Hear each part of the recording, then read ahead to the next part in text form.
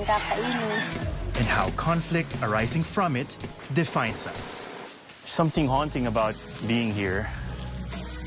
Sabik na sabik din kami mabuhay ng payapa. Balik kami sa civilian kaysa nandoon ka sa...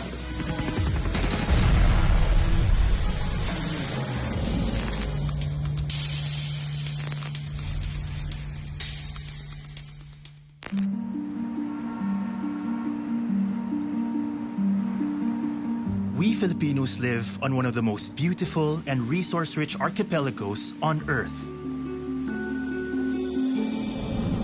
But our spot on the planet brings us into constant conflict with nature.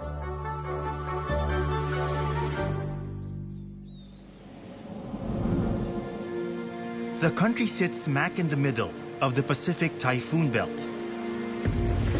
As a result, the archipelago is hit by an average of 20 typhoons a year. I'm heading to the Visayan group of islands to visit the city of Tacloban. I've arrived here at a historic moment. Less than a year ago, these rebels were part of a heavily armed rebel force of 30,000 men engaged in violent separatism. Today, they are in the process of finalizing a landmark peace deal with the government that gives them autonomy and representation.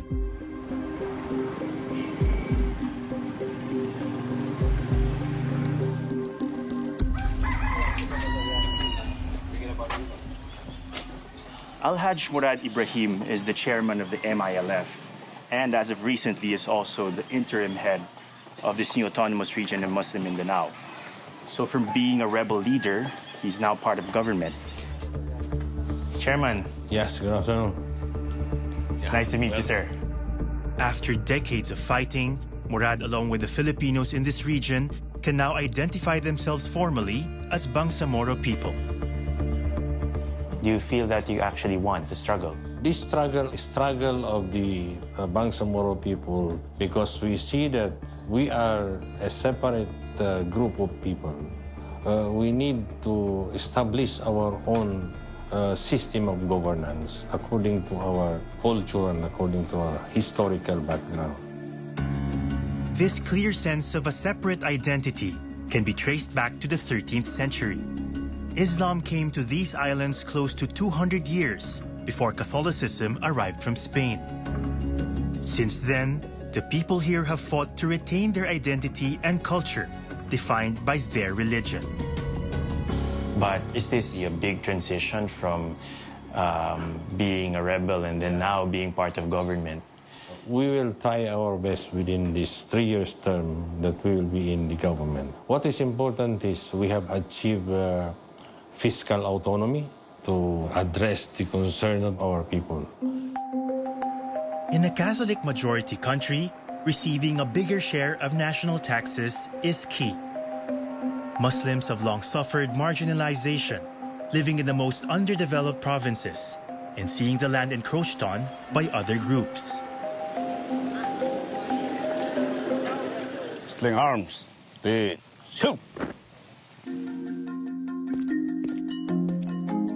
Colonel Garek Sharif is one of the men in charge of this former rebel camp. I want to find out how the armed wing of the MILF viewed the peace deal. Commander Garek. Good afternoon. Good afternoon. Nice to meet you, sir. Si Atom po. Atom. Given the recent peace deal, I'm surprised to see these soldiers are still armed. Pero ito pong mga baril na ito, sa ngayon hindi na po siya ginagamit.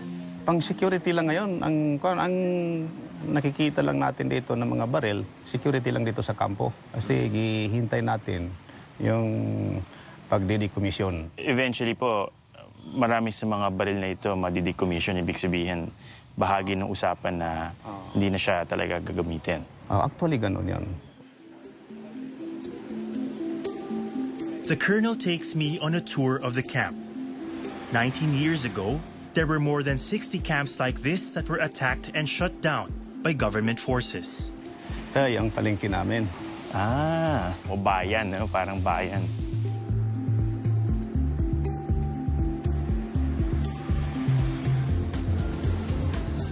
At saka noon, wala ka masyado makita ng mga civilian.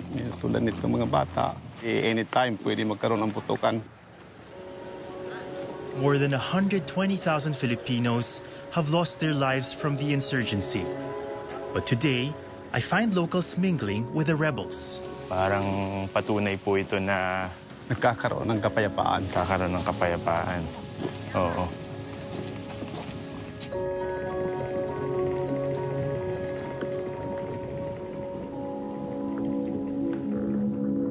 Kapag nagkaroon po ng decommissioning, ano pong gagawin ninyo? Balik kami sa civilian, pwede man kami mag-farm, pwede kami mag-business. So, sabik na sabik din kami mabuhay ng payapa, mabuhay ng maayos. Kaysa nandoon ka sa gitna ng labanan, iniisip mo paano mabuhay ang pamilya mo. Colonel Sharif will lay down his weapons after serving the MILF armed wing for almost 40 years. 12,000 other soldiers here will also begin to live off the land again, instead of fighting for a piece of it. Magandang araw po. Linis kayo ng barel. Wow.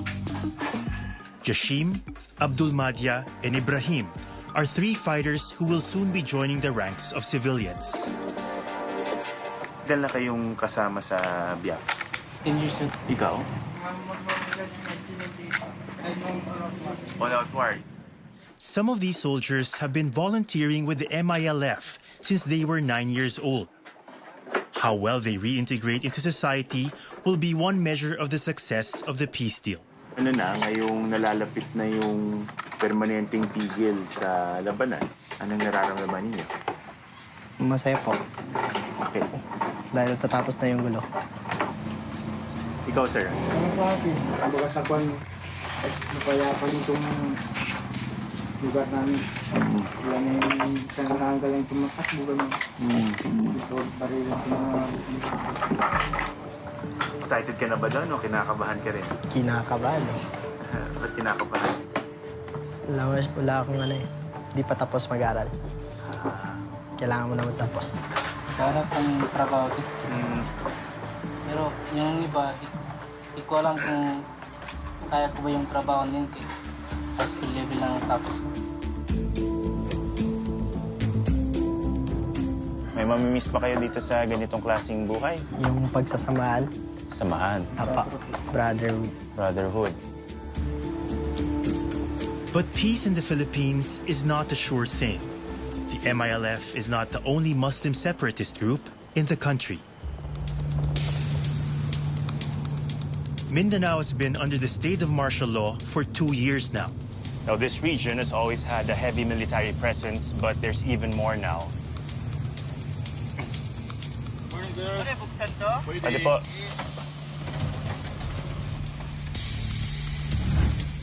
I'm heading into the city of Marawi. There is tension on the ground.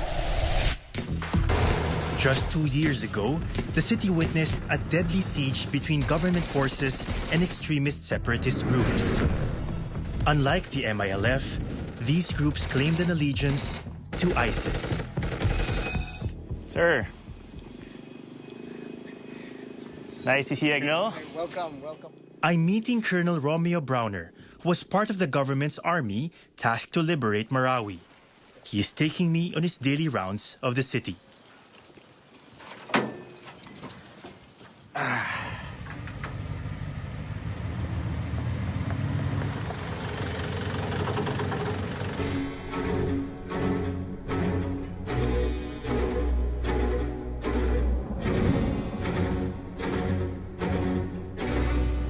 Marawi was once the biggest Islamic city in the Philippines. It was also the commercial and cultural heart of the region.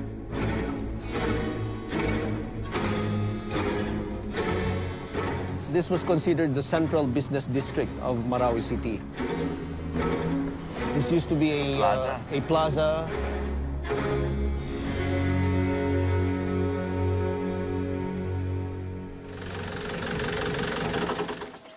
Since the siege, close to 200,000 residents have been evacuated. So, imagine to, no? Bustling Yeah. road. The place is completely abandoned and it's very quiet.